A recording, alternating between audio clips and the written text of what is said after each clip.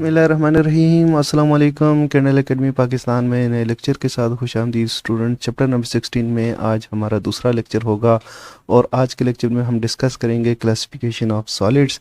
ये second year की physics है, फेडरल और केपीके का कोर्स हम फॉलो कर रहे हैं। स्टूडेंट्स, लास्ट क्लास में हमने ये बताया था कि डिफरेंट मटेरियल्स की डिफरेंट प्रॉपर्टीज़ होती हैं और ये डिपेंड करती हैं उनके एटॉमिक स्ट्रक्चर के ऊपर। तो आज हम एटॉमिक स्ट्रक्चर की बेसिस पे सॉलिड्स की क्लासिफिकेशन करेंगे तीन ग्रुप्स के अंदर: crystalline solids, amorphous solid and polycrystalline या polymeric solids. Students, crystalline solids वो होते हैं कि जिनके स्ट्रक्चर में बिल्कुल एक डेफिनेट रेगुलर ज्योमेट्री पाई जाती है एटम्स की। इनके एटम एक दूसरे के साथ फिक्स ज्योमेट्रिकल पैटर्न के साथ मिले होते हैं और ये एक रेगुलर इंटरवल के साथ इनकी कंस्ट्रक्शन रिपीट हो रही होती है। तो अगर हम देखने में इनको देखें, जो हमें दिखाई देंगे क्रिस्टल, तो आपके कैनवस के ऊपर डिफरेंट इनकी पिक्चर्स हैं, तो देखने में आपको इस तरह से नज़र आएंगे क्रिस्टल, डिफरेंट क्रिस्टल्स। तो जिस तरह बिल्कुल तराशे हुए होते हैं नगीने अंगूठी के, आपने देखे होंगे, या पत्थर आपने देखे होंगे कि बिल्कुल उनकी ऐसे शेप होती है, कटी हुई शेप आपको नज़र आती है कि जिस तरह किसी चाकू के साथ तराशा हुआ हो। क्रिस्टलाइन सॉलिड्स को हम इस तरह से डिफाइन कर सकते हैं: एक क्रिस्टल और crystalline solid is a solid material whose constituents such as atoms, molecules or ions are arranged in a highly ordered microscopic structure forming a crystal lattice that extends in all direction। तो highly regular geometrical pattern है जिसके साथ molecule, atoms या ions एक दूसरे के साथ मिले हुए हैं और ये ऑल डायरेक्शंस में ग्रोथ होती है क्रिस्टल की। और जो इसका जो सबसे बेसिक जो यूनिट होता है उसको कहते हैं यूनिट सेल। तो यूनिट सेल ऑल डायमेंशन में, ऑल डायरेक्शन में उसकी ग्रोथ होती रहती है और इस तरह से क्रिस्टल बन जाता है। स्टूडेंट्स, क्रिस्टल के अंदर regular arrangement of atoms, molecules और आयंस का जो पता हमें चलता है वो एक्सरेज एनालिसिस से कंफर्म होता है। एक्सरेज डिफ्रैक्शन के ज़रिए इसकी डिफरेंट क्रिस्टल की जो डायमेंशंस हैं, उनका रेगुलर ज्योमेट्री है एटम्स की, वो हमें कंफर्म होती है और इस तरह से हम एक्सरेज की मदद से डिफरेंट टाइप्स ऑफ लैटिस भी स्टडी कर सकते हैं। स्टूडेंट्स, आपके पास ये जो तस्वीर में नज़र आ रहा है ये एक एक्चुअल क्रिस्टल है जिसमें एटम्स एक दूसरे के साथ अरेंज हुए हैं रेगुलर पैटर्न के साथ, रेगुलर ज्योमेट्रिकल शेप के साथ। तो इस तरह की जो एटम्स की जो अरेंजमेंट है उसको हम कहते हैं बेसिस। ग्रुप ऑफ एटम या क्लस्टर ऑफ एटम जो कि एक क्रिस्टलाइन स्ट्रक्चर बना रहा होता है उसको हम बेसिस कहते हैं। बेसिस को हम इस तरह डिफाइन कर सकते हैं: group of atoms held in orderly 3 dimensional array is called basis. जिस तरह आपको ये नज़र आ रहा है तो ये एक बेसिस है। तीनों डायमेंशंस में इसकी ग्रोथ हो रही है और एटम्स हैं, एक्चुअल एटम्स इस पैकिंग में है, तो ये बेसिस कहलाता है। लैटिस क्या होता है इसको समझने की ज़रूरत है। अगर ये जो एटम्स हैं, जितने भी एटम्स हैं, इनको हम एक डॉट से रिप्लेस कर दें और उनके दरमियान जो डिस्टेंस है उसको लाइन से शो करें, यानी इस तरह एक एटम यहाँ पे था तो एटम की जगह हम उसको डॉट को यहाँ पे रिप्रेजेंट करें, दूसरा डॉट यहाँ पे आ जाएगा, तीसरा यहाँ पे आ जाएगा, एक डॉट इधर, एक इधर, एक इधर, और इनके दरमियान जो डिस्टेंस था उसको हम अब लाइन से ज्वाइन करना शुरू कर दें। तो अब जो स्ट्रक्चर जो बनेगा उसको लैटिस कहते हैं, स्पेस लैटिस। तो ये एक हाइपोथेटिकल स्ट्रक्चर होता है, एक्चुअल नहीं होता। एक्चुअल तो आपका बेस होता है जिसमें एक एटम जो है एक्चुअली आप एक दूसरे के साथ मिले होते हैं, लेकिन हम उसको स्पेस लैटिस की मदद से उसकी स्टडी करना आसान हो जाता है। इसलिए हम किसी भी क्रिस्टल के जो पोजीशंस होती हैं एटम्स की, उन पोजीशंस को हम पॉइंट से और उनके दरमियान डिस्टेंस को लाइन से ड्रा करते हैं, तो हमारे पास एक ज्योमेट्रिकल स्ट्रक्चर आ जाता है जिसको हम लैटिस कहते हैं। अब इस क्रिस्टल की लैटिस को हम किस तरह से देख सकते हैं, तो ये तस्वीर जो है क्रिस्टल लैटिस आपको समझ सकते हैं। इसमें अगर बेस के अंदर सारे एटम्स को हम पॉइंट से रिप्लेस कर दें, और इस तरह से आपके पास ये जो स्ट्रक्चर बनेगा ये क्रिस्टल लैटिस कहलाएगा, और ये जो पॉइंट्स हैं ये लैटिस पॉइंट कहलाते हैं। इनका सबसे स्मॉलेस्ट यूनिट जो होता है वो यूनिट सेल कहलाता है। ये यूनिट सेल है और इसके चारों तरफ इसी की ग्रोथ हो रही होती है। अगर आप देखें गौर से तो ये एक पैटर्न है, जिस तरह एक बड़ी दीवार हो और दीवार जो ब्लॉक से मिलकर बनती है, तो ये एक यही समझ लें कि एक बहुत बड़ी दीवार है और इस दीवार जो है इन ब्लॉक से मिलकर बनी है, और इसका एक ब्लॉक इसके अंदर यूं लगा हुआ है और उसके साथ दूसरा ब्लॉक और फिर तीसरा ब्लॉक और फिर इस तरह ये पूरा एक स्ट्रक्चर बना हुआ है। क्रिस्टल लैटिस को अगर हम डिफाइन करना चाहें तो इस तरह से कर सकते हैं, lattice is an order array of the points. ये एरे जो ऑफ द पॉइंट है ये इमेजिनरी पॉइंट्स है। Array of the points describing the arrangement of the particles that form a crystal. जिस तरह के मॉलिक्यूल्स या एटम्स हैं तो वो क्रिस्टल फॉर्म करें तो उनकी जगह पॉइंट्स हम लगा देते हैं, imaginary points. The unit cell of the crystal is defined by lattice points. ठीक है, तो यूनिट क्रिस्टल आपको लेटेस्ट पॉइंट से मिल जाता है। The unit cell is the smallest part of a crystal that repeatedly regularly through translation in 3 dimensional creates the whole crystal. तो आपके पास ये यूनिट सेल है जिसकी चारों तरफ ग्रोथ हो रही होती है और पूरा एक से क्रिस्टल बन जाता है। तो सबसे बेसिक स्ट्रक्चर जो होता है वो यूनिट सेल कहलाता है। ये एक लेटिस है। तो हमने कहा था कि ये जो पॉइंट है जिन्होंने एटम्स को रिप्लेस किया है इनको कहा था कि ये क्या है, लेटिस पॉइंट हैं, लेटिस पॉइंट्स। इन्हीं लेटिस पॉइंट्स को आप लेटिस साइड भी कहते हैं। The points which make the lattice are called lattice point और लेटिस साइड्स। तो डिफाइन कर सकते हैं, the points which form the lattice are called lattice sites. तो लेटिस साइड्स के लें या लेटिस पॉइंट के लें एक ही बात है, तो इनको हम लेटिस साइड्स कहेंगे। ये नेबर्स साइड्स हैं।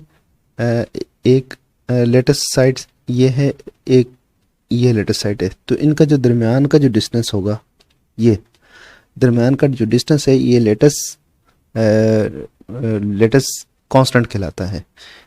ये लेटिस कांस्टेंट है, ये सारे जो डिस्टेंसेस हैं ये क्या है, लेटिस कांस्टेंट है। जो करीब वाले जो नेबर वाले जो लेटिस पॉइंट है या लेटिस साइड है उसके दरमियान का डिस्टेंस होगा लेटिस कांस्टेंट कहलाएगा। The distance between neighbour sites are called lattice constants. और ये जो लेटिस कांस्टेंट है, अगर इन लेटिस कांस्टेंट को, अब हम यहाँ वाला अगर कांस्टेंट लेते हैं, ये लेटिस कांस्टेंट है और इसके साथ अगर हम एरो का निशान लगा देते हैं जिसकी डायरेक्शन असाइन कर देते हैं हम, ये एक लेटिस कांस्टेंट है, इसको ये डायरेक्शन दे देते हैं। एक ये लेटिस कांस्टेंट है, असाइन कर देते हैं तो ये वेक्टर्स बन जाते हैं और इन वेक्टर्स को ट्रांसलेशन वेक्टर्स कहते हैं। When direction is assigned to lattice constants these are called translation vectors. इन ट्रांसलेशन वेक्टर्स को हम नाम दे देते हैं A, vector A, vector B और वेक्टर सी। ये वेक्टर ए है, ये वेक्टर बी है और ये वेक्टर सी है। कुछ बेसिक चीज़ें हैं जो आपको उम्मीद है समझ आ गई होंगी, जिनमें क्रिस्टल लेटिस है, लेटिस पॉइंट या लेटिस साइड्स और यूनिट सेल। यूनिट सेल के बाद हैं लेटिस कांस्टेंट्स और लेटिस वेक्टर्स। अब हम देखते हैं क्रिस्टल स्ट्रक्चर क्या होता है। इस तस्वीर को गौर से देखें, ये है actual arrangement of atoms in a crystal. ये एक्चुअल अरेंजमेंट है और ये जो आपको नज़र आ रही है क्रिस्टल लेटिस है जो कि इमेजिनरी स्ट्रक्चर है। ये एक्चुअल एटम्स है और ये इमेजिनरी स्ट्रक्चर है। तो जब हम क्रिस्टल लेटिस को एक्चुअल जो एटॉमिक स्ट्रक्चर है जिसको हम बेसिस कहते हैं, बेसिस, इनको आपस में ऐड कर दें, इसके अंदर फिट कर दें तो ये फिर क्रिस्टल कहलाता है। क्रिस्टल स्ट्रक्चर, क्रिस्टल स्ट्रक्चर को इस तरह से डिफाइन कर सकते हैं, crystal structure is obtained when basis is added at each point in the crystal. तो इनको मैच करना ज़रूरी होता है, जो आपका जो लेटेस्ट है वो और actual arrangement of the atom जो है वो सेम हो, तो इसके अंदर जब आप फिट करते हैं तो ये क्रिस्टल स्ट्रक्चर कहलाता है। ये एक कंपाउंड का क्रिस्टल स्ट्रक्चर है, आप इसको देख सकते हैं। और बेसिक जो क्रिस्टल स्ट्रक्चर है वो 7 होते हैं, उनमें से 3 के ये सेल यूनिट्स यहाँ पे दिए हुए हैं। ये है क्यूबिक बॉडी सेंटर, ये क्यूबिक फेस सेंटर, और ये हेक्सागोनल। तो एक सिंपल क्यूबिक होता है ऐसे, सिंपल क्यूबिक,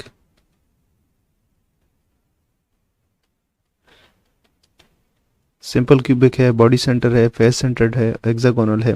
बहरहाल इसकी 7 हैं, केमिस्ट्री में हम उनकी डिटेल पढ़ते हैं, यहाँ हमें उसकी डिटेल की ज़रूरत नहीं है। तो ये 7 बेसिक क्रिस्टल स्ट्रक्चर जो हैं उनके सेल यूनिट्स इस तरह से एक्सप्लेन होते हैं। और एक और बात कि इनको जब हम डिफरेंट स्ट्रक्चर को डिफ्रेंशिएट करते हैं वो हम ट्रांसलेशन वेक्टर की लेंथ और उनके दरमियान एंगल से करते हैं। ए बी सी 3 वेक्टर्स हैं और इनके दरमियान ये एंगल है, ये एंगल है आपस में। तो इनकी लेंथ्स को हम कंपेयर करते हैं और इनके एंगल्स को कंपेयर करते हैं कि एंगल के कौन कौन से हैं और उनकी लेंथ्स एक दूसरे से डिफरेंट हैं, सेम हैं। जिस तरह मिसाल के क्यूबिक हो तो क्यूबिक स्ट्रक्चर में जो ए बी और सी आपस में बराबर होंगे, 3 एंगल अल्फा बीटा और गेमा एक दूसरे के इक्वल होंगे और 90 के होंगे, तो ये स्ट्रक्चर बनता है। इसी तरह ये सब की जो स्टडी है इन वेक्टर्स ट्रांसलेशन वेक्टर्स की मदद से और उनके दरमियान एंगल्स की मदद से की जाती है और डिफरेंशिएट किया जाता है। क्रिस्टल्स के बारे में बेसिक चीज़ें आपको पता चल गई जो ज़रूरी थी। अब हमें इसकी एग्जांपल्स देखते हैं कि एग्जांपल्स कौन कौन सी हैं जो आपकी बुक में गिवन है। इन मेटल्स, मेटालिक क्रिस्टल्स जो होते हैं, इन मेटल्स कौन कौन सी हैं? मेटल्स में कॉपर, आयरन और जिंक। कॉपर, आयरन और जिंक। इस तरह आयनिक कंपाउंड्स में क्या है? आयोनिक कंपाउंड्स, आयनिक कंपाउंड में है सोडियम क्लोराइड,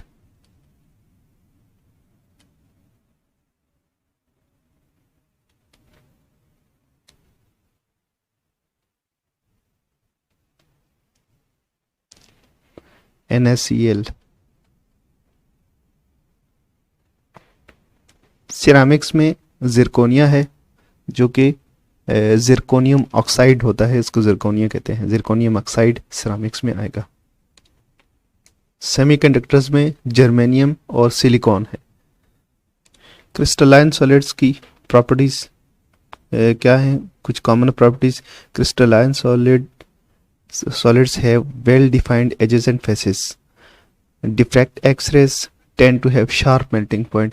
इनके melting point sharp होते हैं, ठीक है ना। एक मिसाल के तौर पर 50 डिग्री सेंटीग्रेड पे कोई अगर मेल्ट हो रहा है तो 50 डिग्री सेंटीग्रेड एग्जैक्टली उसके ऊपर मेल्ट हो जाएगा। जबकि कोई एमॉर्फस सॉलिड हो तो उसमें पॉसिबिलिटी है कि वो 40 पे भी मेल्ट हो सकता है, 50 पे या 55 पे। तो ये रेंज एमॉर्फस सॉलिड के लिए रेंज होती है मेल्टिंग पॉइंट्स की, जबकि इनके शार्प मेल्टिंग पॉइंट्स होते हैं। पॉलीमेरिक सॉलिड या पॉलीक्रिस्टलाइन सॉलिड जो है वो पॉलीक्रिस्टल्स होते हैं, यानी बहुत से छोटे छोटे स्मॉल क्रिस्टल जिनको हम ग्रेन्स कह सकते हैं,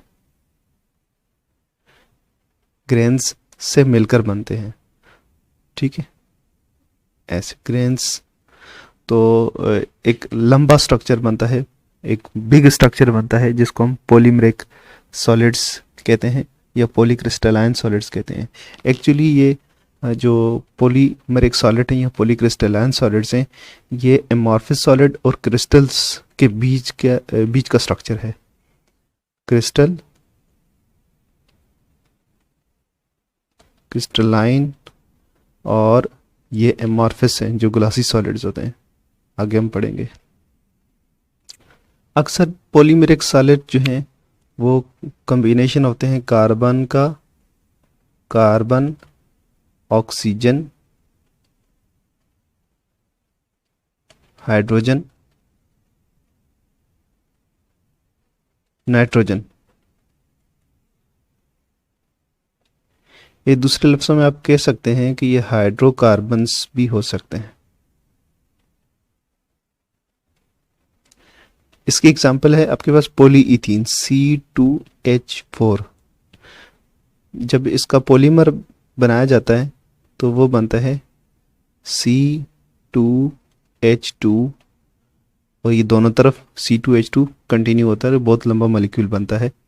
तो ये कहलाते हैं, ये जो इसके जो पीसेस हैं ये ग्रेन्स कहलाते हैं। ग्रेन्स फाइन ग्रेन्स होते हैं इनके, और इनको क्रिस्टलाइट्स भी कहते हैं, क्रिस्टलाइट्स।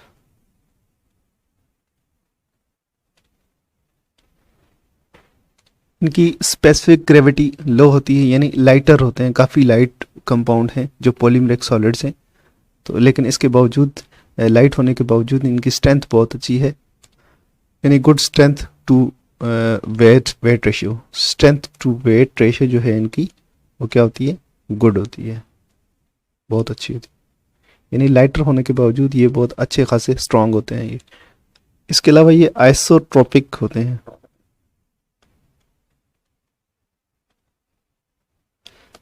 आइसोट्रोपिक का मतलब ये है कि ऑल डायरेक्शंस में उनकी प्रॉपर्टीज सेम होती हैं, ऑल डायमेंशंस में सेम होती हैं। अदरवाइज क्रिस्टल की ये खूबी है कि उसकी डिफरेंट जो फिजिकल प्रॉपर्टीज हैं डिफरेंट डायरेक्शंस में डिफरेंट होती हैं, रिफ्रैक्टिव इंडेक्स वगैरह वगैरह, इलेक्ट्रिकल कंडक्टेंस। तो जो पॉलीमेरिक सॉलिड हैं या पॉलीक्रिस्टलाइन सॉलिड हैं उनकी ये है कि वो हैं तो क्रिस्टल ही एक तरह के, लेकिन उनकी खसूसियत है कि उनकी जो प्रॉपर्टीज़ हैं वो ऑल डायरेक्शंस में सेम होती है, इसलिए इनको आइसोट्रोपिक कहते हैं। इनकी एक एग्जांपल्स जो है वो मेटल्स भी हैं। मेटल जो है वो पॉलीमेरिक सॉलिड होते हैं। पॉलीमेरिक सॉलिड्स में जो ग्रेन्स होते हैं, ग्रेन्स, इनको हम मोनोमर भी कहते हैं, मोनोमर्स।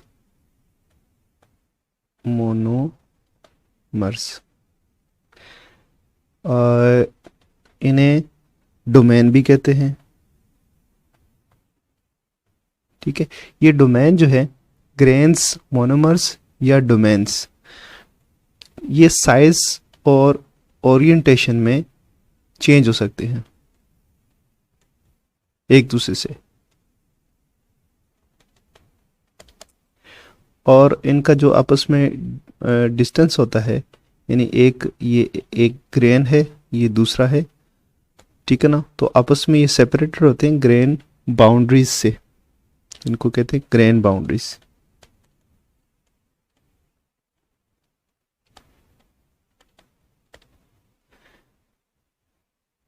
ये ग्रेन बाउंड्रीज जो है इनकी रेंज हो सकती है 100 नैनोमीटर से लेकर 100 माइक्रोन्स तक।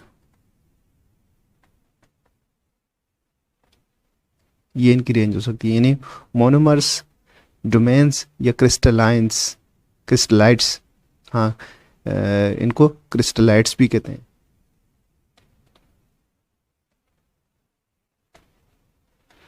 तो ये इनकी आपस में डिस्टेंस 100 नैनोमीटर से लेकर 100 माइक्रोन्स तक हो सकता है। ये आपके पास तीनों किस्म के जो मटेरियल हैं, तीनों किस्म के सॉलिड्स आपके पास मौजूद हैं यहाँ पे। ये क्रिस्टलाइन सॉलिड्स हैं, ये पॉलीक्रिस्टलाइन सॉलिड्स हैं, और ये एमॉर्फस सॉलिड्स हैं। यहाँ आपको देखने से नज़र आ रहा होगा कि यहाँ एक फिक्स पैटर्न है, सारे एटम्स एक ही पैटर्न के साथ अरेंज हुए हुए हैं। ये लेकिन पॉलीक्रिस्टलाइन में कुछ पैटर्न इस तरह से हैं, कुछ आगे डिफरेंट पैटर्न्स हैं। तो ये पॉलीक्रिस्टलाइन सॉलिड्स ही हैं, यानी कि एक क्रिस्टल्स जिनको हम क्रिस्टलाइट्स कहते हैं वो अरेंज हुए हुए हैं। तो एक क्रिस्टलाइट के अंदर जो है वो पैटर्न बिल्कुल अरेंज होता है, वो एक मैनर के साथ जुड़े होते हैं, लेकिन डिफरेंट मोनोमर्स या डिफरेंट क्रिस्टलाइट्स या ग्रेन्स या डोमेन्स आप कह लें तो आपस में डिफरेंट हो सकते हैं, ओरिएंटेशन में भी और साइज में भी। तो ये आपको नज़र आ रहा होगा इसमें। जबकि एमॉर्फस सॉलिड में ऐसा कुछ भी नहीं है। एमॉर्फस सॉलिड में एटम्स इरेगुलरली आप अरेंज होते हैं, इनका कोई फिक्स ज्योमेट्रिकल पैटर्न नहीं होता, हम इसको डिफाइन नहीं कर सकते। तो नेक्स्ट हमारा टॉपिक है एमॉर्फस सॉलिड्स। एमॉर्फस का मतलब होता है no form, without form, without form. ऐसे सॉलिड्स हैं कि जिनमें एटम्स का कोई पैटर्न नहीं होता। जिस तरह के लिक्विड है तो लिक्विड में लिक्विड के एटम्स जो हैं या आयंस जो हैं एक दूसरे के साथ कोई फिक्स पैटर्न में नहीं होते, बल्कि वो आर्बिट्ररी अरेंजमेंट में होते हैं। तो इनका स्ट्रक्चर जो है, ये हैं तो सॉलिड लेकिन इनका स्ट्रक्चर जो है लिक्विड की तरह है, जिसको हम डिफाइन नहीं कर सकते। इस तस्वीर से आप डिफरेंशिएट कर सकते हैं कि किस तरह से ये रेगुलर अरेंजमेंट है और सेमी रेगुलर अरेंजमेंट और ये डिसऑर्डर्ड मॉलिक्यूल्स हैं। तो लिक्विड की तरह बिहेव करते हैं, इनको कह सकते हैं liquid like.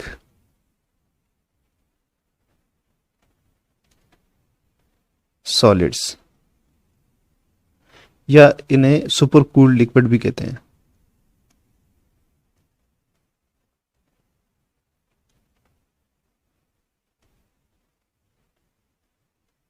Super cooled liquids.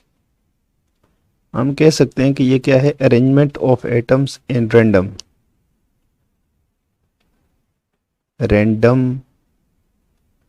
Arrangement.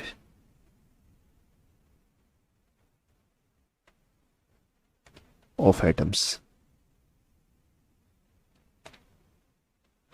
अगर हम किसी मेटल को फौरी ठंडा कर दें, क्विक कूलिंग,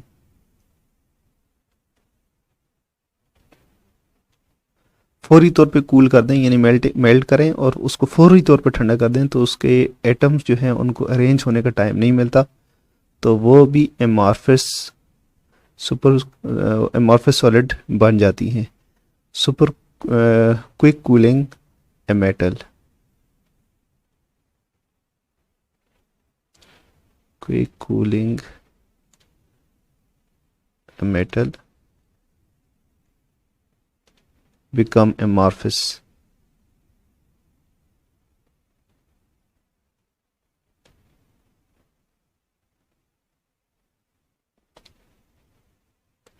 ये जो हमने तस्वीर दिखाई है ये 2 डायमेंशनल अरेंजमेंट है, तीनों किस्म के सॉलिड्स की 2 डायमेंशनल अरेंजमेंट। और अब आप बात आती है एग्जाम्पल की। तो एग्जाम्पल क्या है, इसकी एग्जाम्पल है ग्लास। ठीक है जी। तो सबसे बेहतरीन एग्जाम्पल जो है वो क्रिस्टलाइन सॉलिड की ग्लास है। और तो इसके अलावा अगर कोई भी मटेरियल अगर एमॉर्फस हो तो उसको हम ग्लासी सॉलिड भी कह सकते हैं। तो ये भी लिख लेते हैं glassy solid.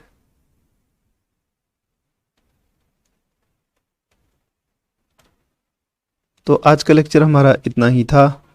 Classification of solids, crystalline solids, amorphous solids and polycrystalline solids. और इसके साथ साथ हमने कुछ क्रिस्टल के स्ट्रक्चर की बेसिक्स को भी डिस्कस किया, वो बहुत इंपॉर्टेंट है। आपकी बुक में तो वो इस टॉपिक के एंड पे लिखा हुआ, लेकिन हमने वो क्रिस्टलाइन सॉलिड के साथ ही डिस्कस कर लिया है। तो नेक्स्ट क्लास में हम मटेरियल की मैकेनिकल प्रॉपर्टीज़ को डिस्कस करेंगे। इजाज़त दीजिए, अल्लाह हाफिज़।